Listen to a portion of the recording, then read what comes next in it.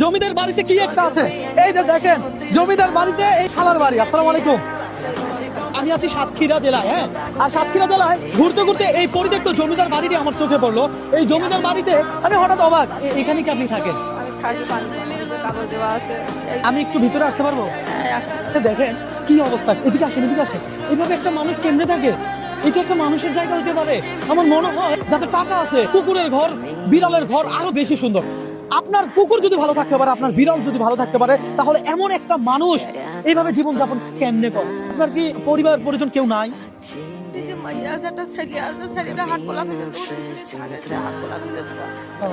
কিছু করার ক্ষমতা দেন? খাবার কিভাবে খান আপনি?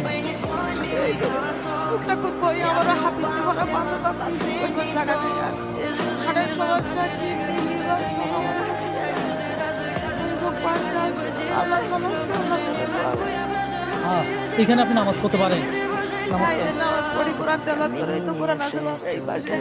এখানে কোরআন আছে? হ্যাঁ, কোরআন আছে, দেখতেছি কোরআন এখানে পড়েন। এখানে কারণ আছে?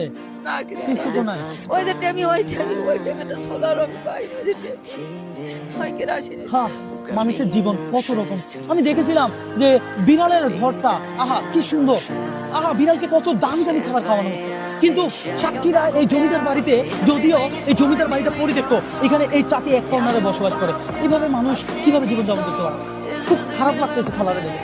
এই মুহূর্তে আসলে আমি খালার জন্য যে কিছু করবো ঠিক ওই রকম প্রিপারেশনও নিয়ে আসিনি। আমি আসছি সাতক্ষীরা জেলাটা ঘুরবো, তো এখানে যে খালা এইভাবে বসত করে, এই জিনিসটা দেখে আর আমি আসলে বসে থাকতে পারলাম না। আমার মনে হলো যে না, এইটা একটু আপনাদেরকে একটু জানাই। খালার জন্য এখন আমি আসলে ইনস্ট্যান্ট কিছু করতে পারবো না। আমি রানিং পথে এই জমিদার বাড়ি দেখতে এসে খালার এই পরিণতি দেখলাম। এখানে আপনি এখানে থাকিয়েন না, আপনি অন্য কোনো ব্যবস্থা নেন, এখানে আপনার জন্য সুবিধা না। ধরেন এইটা দিয়ে আপনি আজকে একটু বাজার করে খাই। হ্যাঁ, এটা আমার তরফ থেকে, আমি আসলে এই প্রিপারেশন নিয়ে প্রস্তুতি নিয়ে আসিনি, কথা বুঝছেন। সাতক্ষীরা জেলায় এসে এই ধরনের পরিস্থিতি আপনাদেরকে তুলে ধরছি। বাকিটা আপনারা প্রচুর পরিমাণে ভিডিওটা শেয়ার করেন। আপনারা যত শেয়ার করবেন, আশা করি এই খালার অবস্থানটা কিছুটা হলেও পরিবর্তন করা সম্ভব হবে আপনাদের শেয়ারের মাধ্যমে। সুতরাং শেয়ার করুন।